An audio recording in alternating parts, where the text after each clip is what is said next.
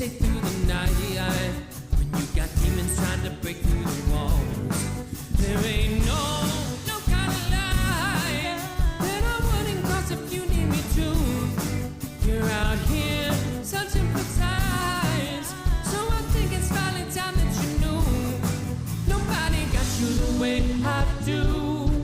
Whatever demons you're fighting through, when you need somebody to turn to, nobody got you the way I do, the way I do. Nobody got you the way I do. Oh, nobody got you the way I do, the way I do. When you get down and the nights get so cold, I'll be on my way to you. You and I ain't trying to lose you, oh no. If you're in hell, I go there too. There ain't no kind of lie that I wouldn't cross if you need me to.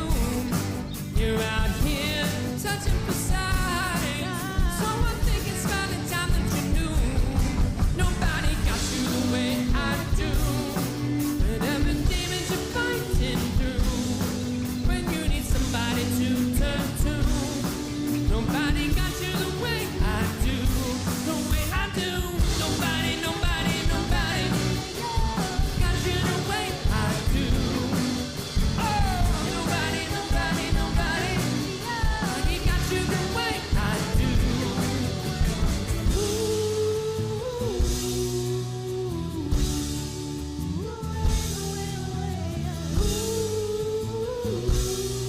Nobody got you the way I do. Nobody got you the way I do. Nobody got you the way I do, the way I do. Nobody got you the way I do. Hey everybody, it's Vince here, and I'm your host today.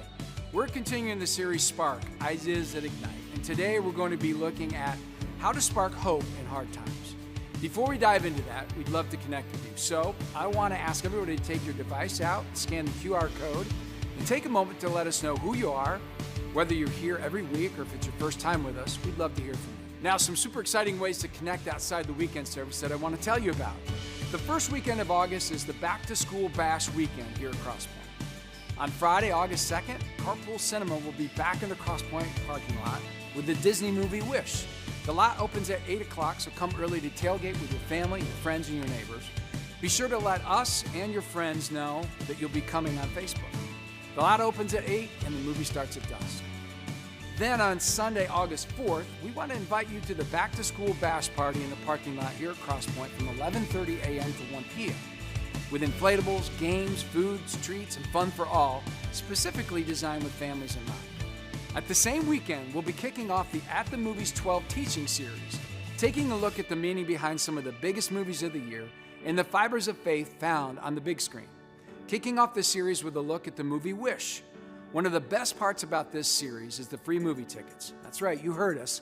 All first-time guests and those who bring them are taking home some free movie tickets. So, invite a friend, a neighbor, a coworker to join any of our in-person or online services, and they get free movie tickets, and you do too. For those of you in our online spaces, this is a great opportunity to connect in person and have some fun with the Cross Point community.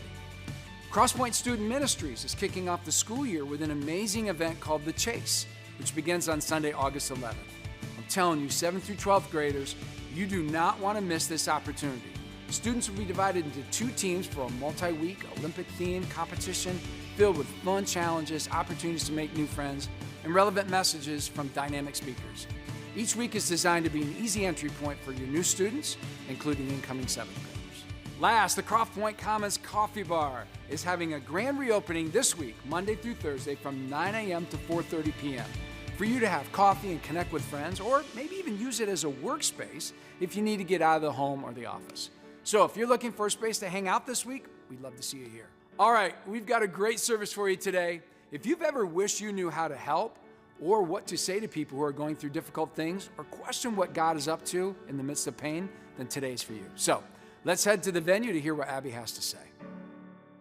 Welcome again to Crosspoint. My name is Abbie, and I am so pumped to be in the room with you guys again tonight. It feels like forever since we've been in this space. It has been a couple of weeks for me, and last week we were online only. So glad to be here with those of you who are in this space and with those who are joining us online. Can we just give a little love to those who are joining us Crosspoint online this weekend? Yeah.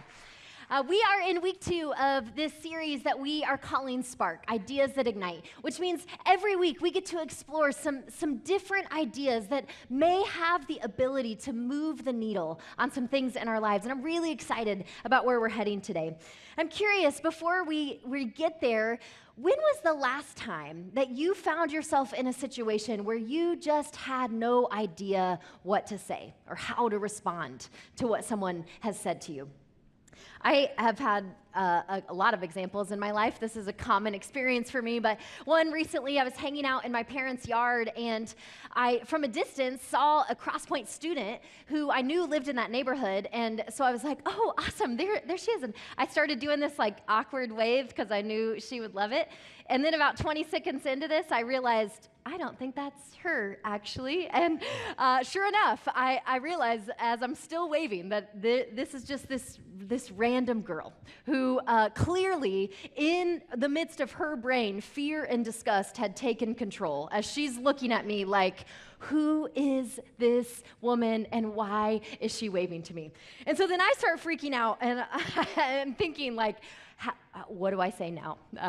How do I recover from this? Should I explain to her how this happened? And by the time I figured out what to say, she was already gone. She had crossed the street. And so never said anything. But, life is full of these moments when we just don't know what to say. Sometimes because things are awkward or we do things that are awkward. Sometimes because there's a communication gap. One time my husband and I were going through a Taco Bell drive-thru, and Brock decided to pay in cash, which he doesn't normally do. And so we get around, we get our food, and then before we leave, the guy in the window reaches out his hand like this. And Brock looked at him like this for a second, and then he just gave him a fist bump. And then there was this awkward moment of silence, except for my uncontrolled laughter sitting next to him. And before the Taco Bell guy said, sir, do you want your change? Communication gap, happens. There are other times too when it's hard to know what to say because the people that we're in conversations with are going through some things that are so difficult. They're facing so much pain that there are times where it just seems like there's no words. We have no idea how to respond. And in these moments, I think sometimes there's this tendency that we all feel to reach for cliches, to pull out some common phrases that seem like maybe they will be reassuring. Or maybe we find ourselves avoiding, trying to not have to have these conversations, say nothing so that we don't say the wrong thing. When I was fresh out of college and just starting my first ministry job, I was totally unprepared for the year that was about to come, where we would experience tragedy after tragedy. During that year, in our community, we experienced the unexpected deaths of a high school student, 2 college students, a young parent, an infant, among other crisis moments. There was so much loss in such a short period of time, so much to process, questions that couldn't be answered, grief and emotions to work through. And one of the many things that I, as a 22-year-old, just stepping into this role, wanting so badly to love people well, to be there for the students and the families, the people who were the closest to those that we had lost, I found myself feeling both this draw towards them, but also this fear. I had no idea what was the right thing to say, the right thing to do. And what I didn't yet understand that I learned over the course of that year is that how we respond to people around us who are walking through difficult circumstances is actually a skill that we can learn. It's something that we can grow in, that we can hone intentionally. It's not something that's automatic for most of us, and yet we feel like it should be, and so we don't talk about this all that often. But I think that this is a skill that actually has the potential to spark so much change, so much hope in our relationships, in our community. And so what we're going to do today is we're going to get really practical about what it looks like to show up for people well, to love them in the midst of hard times. Because this is something that we all experience. You probably are right now. Maybe you already have someone on your mind or a list of people that you're thinking about in your life who are going through something difficult right as we speak. I think this conversation especially matters for us, for Crosspoint. And here's why. If you've never been here before, if you're just checking out Crosspoint or checking out church, what you need to know about us is that this is a place that was designed to be different than a lot of other churches that you might walk into, where you can explore faith at your own pace, where it really is okay to not have it all together. This is a place where people who have given up on church but have not given up on God can find a safe place to belong, to heal, to grow. And we're really serious about that. And here's the hard reality where I think we actually have a very unique opportunity, is that we live in a community, we live in a city, in a country that is full of people who have walked away from church or walked away from faith because of things that well-meaning people have said to them in their own moments of crisis, tragedy, in response to their questions or their pain. In her book, Searching for Sunday, the author Rachel Held Evans wrote about how she received so many letters from people with stories like this. And she said, what she heard over and over again is that when they bring their pain or their doubt or their uncomfortable truth to the church, what happens is someone immediately grabs it out of their hands and tries to fix it, tries to make it go away. Bible verses are quoted, assurances are given, plans with 10 steps and measurable results are made. And with good intentions tinged with fear, Christians scour their inventory for a cure. But I love this. There is a difference between curing and healing. And I believe that the church is called to the slow and difficult work of healing. We're called to enter into one another's pain, to anoint it as holy, and to stick around no matter the outcome. Truthfully, I love this vision of what the church should be about, and I'm so glad to tell you that this has been my personal experience here. My family and I have been at Crosspoint for the last 2 years or so, and I really have found this to be a safe place to heal. And I'm so grateful for every one of you who have been a part of that process, many of you in ways that you don't even know. And I know I'm not the only one. I could tell you a lot of stories that are not mine to tell. And I want this for every person who walks in our doors, for every person who tunes in with us, for everyone that one of us is in some way connected to. Now, I'm not at all claiming to be an expert on this topic. I fumble this all the time. I still regularly get it wrong. But the reason that we're leaning into this today is because I do get really excited about what could be sparked if we all got intentional about getting really good at caring for people. Imagine what could happen in your family, in your relationships, in your friend circles, in our community. And so that's where we're headed today. There's this author and professor at Duke University named Kate Bowler, and I followed a lot of her work for a while now, but this summer I finally read her most popular book. And this is the title of the book, Everything Happens for a Reason, and Other Lies I've Loved. In it, she tells the story of finding out that she had stage 4 colon cancer at the age of 35, right after landing her dream job, right after giving birth to a long-awaited for newborn son. And she tells the story of how this journey sent her to this place where all of these beliefs that she didn't even realize she held started to unravel. That she started to rethink these ideas that she'd held about how she could somehow control her life with just enough determination, with a positive attitude, with the right formula of faith. It's a fabulous book. And though I will say I would not recommend reading it in public. I read it on the plane on the way to Florida with some of our CSM students and was kind of just like lost in the book, wasn't being super aware, and all of a sudden I looked over and realized that they were very concerned for my well-being because I was just sitting there weeping. And so you might want to, read it at home, but I don't cry often, but this one got me. So in this book, one of the things that Bowler does is she describes 3 types of responses that she received from people who were reaching out in the wake of her diagnosis, which at the time she thought was terminal. All of these responses, she says, were well-intentioned. All of them came from people who really were trying to love her and care for her well. But what she found is none of them were as helpful as we might think they would be. The first is what she calls minimizers.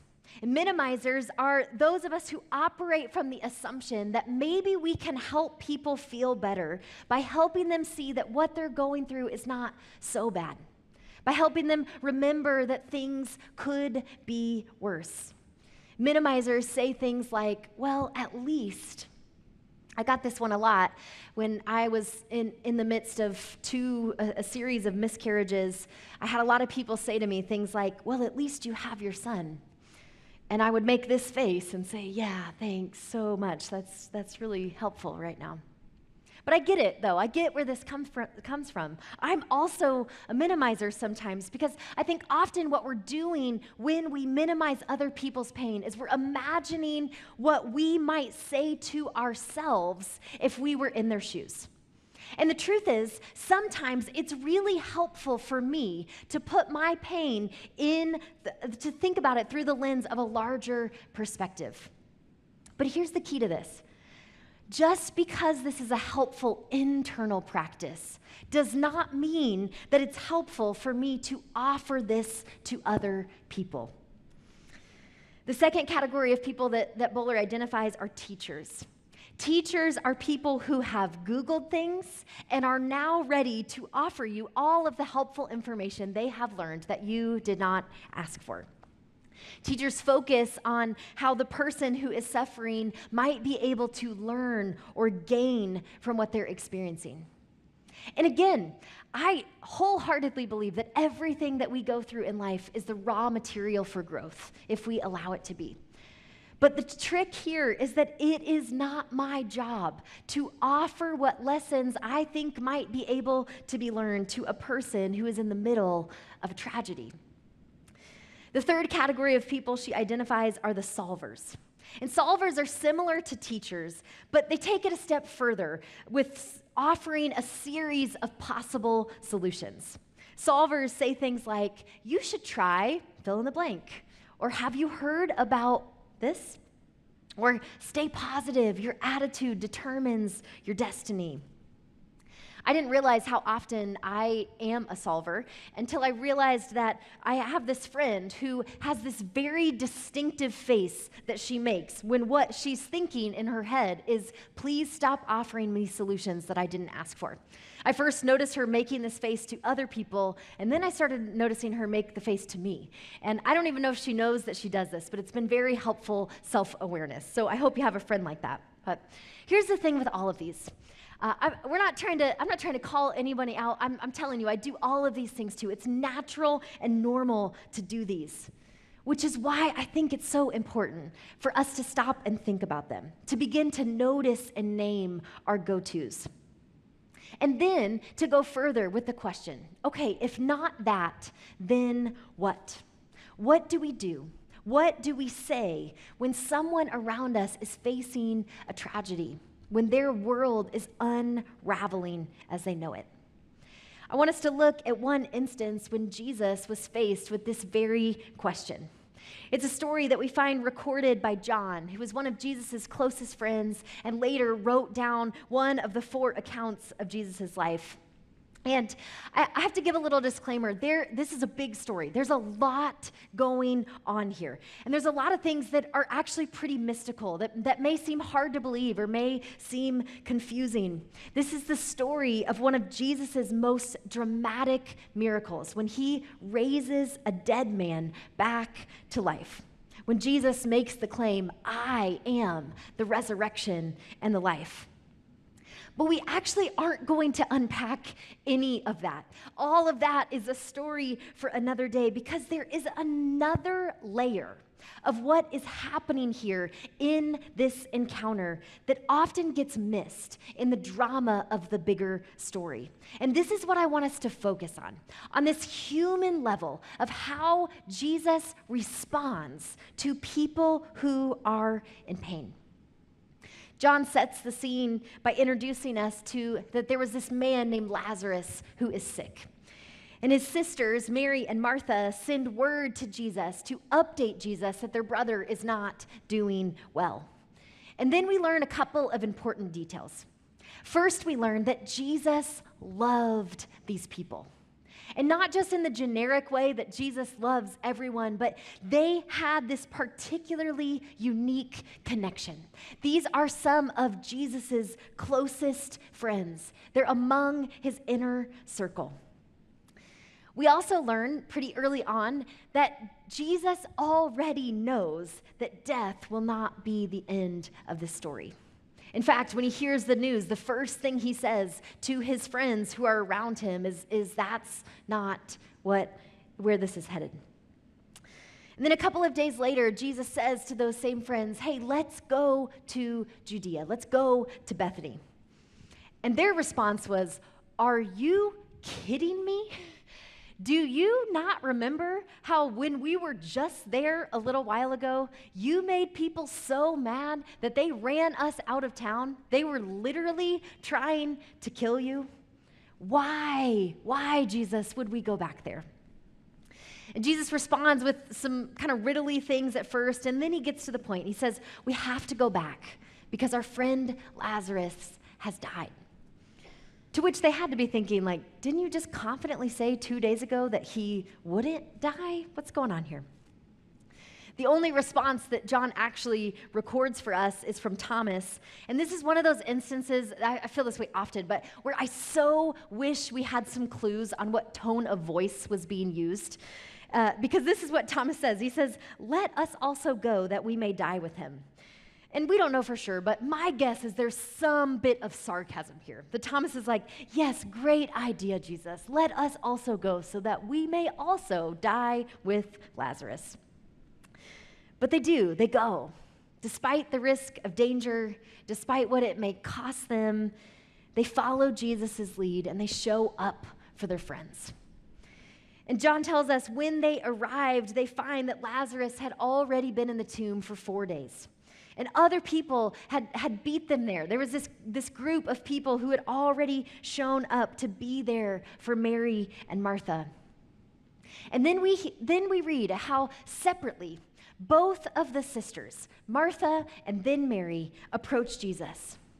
And what's so interesting is that even though these are 2 different encounters, they both say the exact same thing. The first words out of their mouth to Jesus are, "Lord, if you would have been here, my brother wouldn't have died." It's the same thing that many of us in this room have expressed to God at one point or another.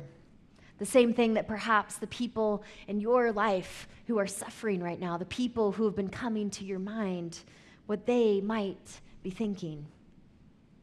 God, if only you had been here. This never would have happened. It's all your fault.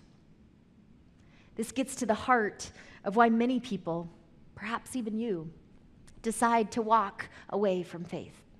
When we face circumstances and tragedies that make us think there's no way that there could be a loving God if this has happened. if you had been here. And then Jesus replies, hold on, let me explain to you why suffering exists in the world. No, it's not what he says. He says, don't worry, everything happens for a reason. No, not that either. He says, well, at least you had so many good years for him. Aren't you grateful for the relationship that you had with him? No. Jesus doesn't say any of those things. He doesn't say anything like that. John tells us that when Mary came and fell at Jesus' feet and said, if you would have been here, my brother wouldn't have died. What Jesus does is he sees her weeping. He sees the people all around her weeping, and he's deeply moved. He's greatly disturbed. If you've ever wondered how God feels when you are hurting, Jesus shows us right here. This is how God responds. When we are suffering, God is deeply moved and greatly disturbed. Anytime we see compassion, we are seeing a picture of what God is like. Anytime we find ourselves moved with compassion because of the pain that someone else is experiencing, we are getting a taste of what God feels for every one of us. The story goes on. Jesus asked them, where is he? Where have you laid him? And they said to him, Lord, come and see. They take him to Lazarus' tomb. And the next verse is the shortest verse in the entire Bible. Now, chapters and verses were not part of the original text. They were added much, much later to help us kind of find our way and make it easier to find things. And sometimes, to be honest, where they decided to put different verse breakdowns or chapter breakdowns makes little to no sense. Like, it's like right in the middle of a sentence, right in the middle of a thought. But here, I think whoever decided that these two words held so much weight that they needed to stand on their own was actually spot on. John tells us that as Jesus stood in front of Lazarus' tomb, Jesus wept. Even though he knew there was hope, even though he had already proclaimed that this would not be the end of the story, even though it was completely unacceptable in their culture for a man, especially a rabbi, to show this level of emotion, this public display, even though Jesus knew that just a few minutes later, Lazarus would walk out of that tomb, still, Jesus weeps. He's moved by their pain, by his love for them. It's wild. Then Jesus tells them to move the stone away from the tomb, and he says this prayer that is kind of funny because it's one of those prayers that's like obviously directed to the people around, almost maybe even more than it's directed to God. And he says this. John tells us, Jesus looked up to heaven and he prays, Father, thank you for hearing me. You always hear me, but I'm saying this out loud for the sake of those who are standing here, those who are listening, so that they will believe you sent me. This is so important. Jesus is highlighting, he's making sure that no one misses that he is there. He has come to earth to represent God for us, to show us what God is like. And if Jesus was sent to show us the heart of the Father, then we can rest assured that in our pain, God is there, weeping with us. Even if we are in the middle of blaming him, that God weeps with you in your sorrow, just like Jesus wept with his friends and for his friend. A little while later, after Jesus' own death and resurrection, he brings this whole idea up again, and he takes it a step further. He says, as the Father has sent me, so I am sending you. See, just as Jesus came to embody who God is, to give us a flesh and blood example of what God's love lived out looks like, so we too are meant to be sent out to live as reflections of the heart of God. And I think part of what Jesus is trying to help us see in this moment is that people in the midst of tragedy don't need us to show up with silver linings. We need each other to show up with compassion. We need people to sit with us, to see us, to listen, sometimes even to weep with us. A few years ago, Brené Brown talked about her journey back to faith after walking away for some time, and how this story of Jesus weeping for his friends was pivotal for her. Check this out.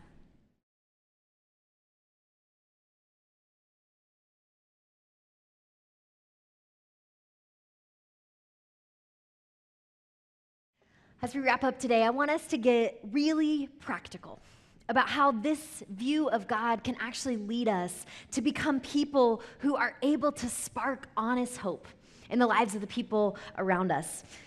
And to look at what we can offer, much like Brené describes her mom doing for her in that story. How we can offer hope in a way to people that just might change everything. A couple of tangible ways that we can mirror what God offers us the next time we encounter someone who's in the midst of a crisis. The first is we can show up. This is simple, of course, it's pretty obvious, but it takes courage. It takes intentionality. It takes being willing to be inconvenienced.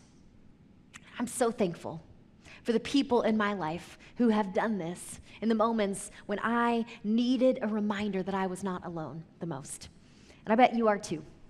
For the people who send the texts, drop the meals, offer hugs, who go out of their way to be present, just like Jesus does for Mary and Martha and Lazarus. Another thing we can do is to be intentional with our words. It's almost always better to say something instead of saying nothing. But there are some things we can say that are better than others. And so next time you find yourself in a situation where you're like, I'm not sure what to say, steal one of these lines. I love this tool from Kate Bowler. You can find it on our website with a download, or you can take a picture now, save it for later. There's so many helpful switches here. Things like when we're tempted to promise someone that things will get better when the truth is we have no idea if that's true or not. We can try instead, oh wow, that sounds so hard. Instead of making a guess about why something has happened, instead we can just be honest. I wish I knew the right words, and I'm here for you. I'm on your team.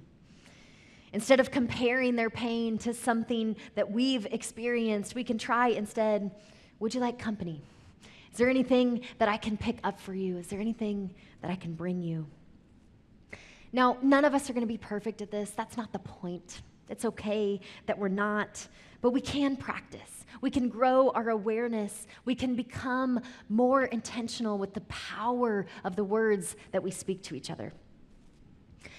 Another way we can offer hope to people around us is to be the non-anxious presence in the room.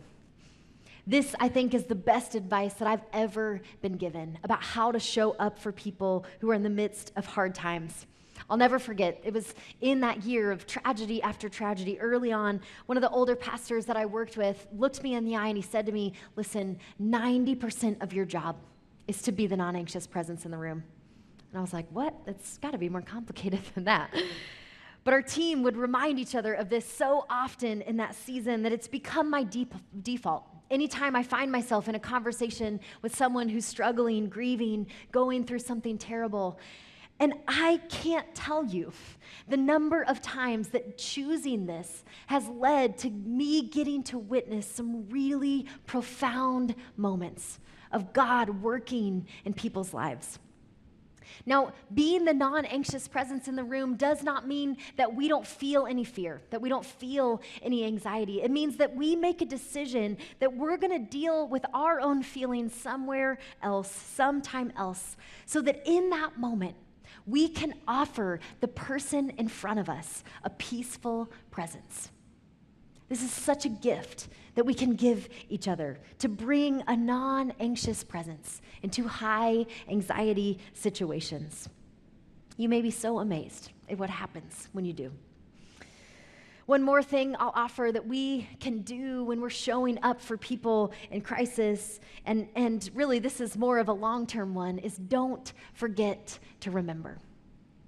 My friend Mandy has this habit of ending funerals that she's leading by telling people to take out their phones and to mark some dates in their calendar. Birthdays, anniversaries, holidays, all of the days over the coming year that might be tender and difficult in new ways for the people closest to the person who has just passed. And she reminds everyone how much it matters to remember. After the funeral is done, after the tragedy has subsided, after the meal train has expired, after all of those initial things have passed and people have moved on, we can give people the gift of memory. To say their name, to reach out and share when a funny memory comes to our mind, to send a quick thinking of you text when one of those big dates pops up on the calendar. This is such a low effort, high yield way that we can care for each other. Of course, as we look at this list, there are so many more things that we could add here. But my hope is that as we walk out of here today, that every one of us might walk out of here reminded that the small things that we do to care for the people around us matter. That it's worth going out of our way to love people well, to spark hope in other people's lives.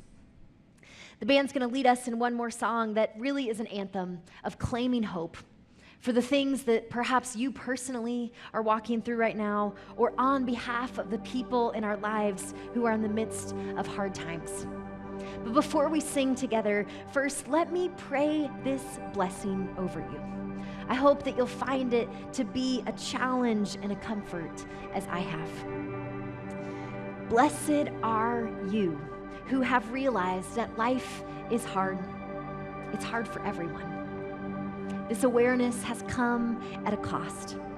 Blessed are you who gave up the myth that the good life is one of happiness, success, perfection, the life that looks beautiful on Instagram but isn't real. You who realize it's okay to not be okay, to not have a shiny life because no one does. Blessed are you who see things clearly, where struggle is everyone's normal. You walk among the fellowship of the afflicted, a club no one wants to join. And while this life isn't shiny, it does come with superpowers. Superpowers of ever-widening empathy, an existential courage that gets you back up after another fall. A deepened awe at the beauty and love that can be found amid life's rubble, like flowers that grow from the cracks in the sidewalk. These virtues blossom in you. Thank God for you. Blessed are all of us who struggle, for we are in good company, and we will never walk alone. Amen.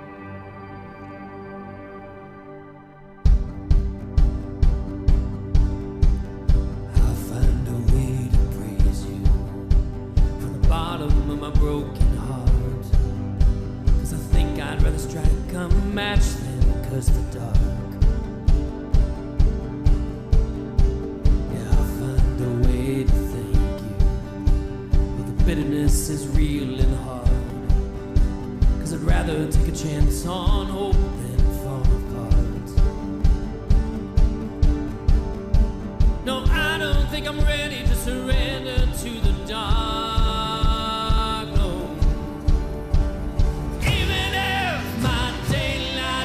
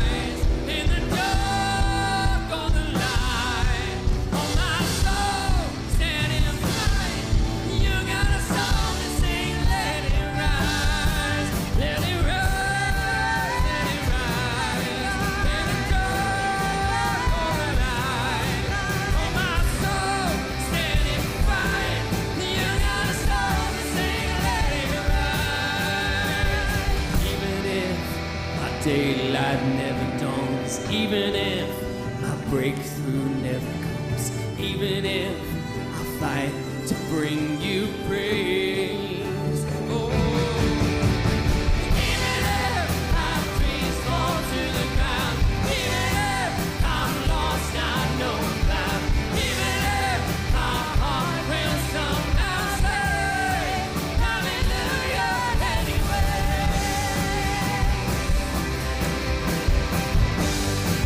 Hallelujah anyway.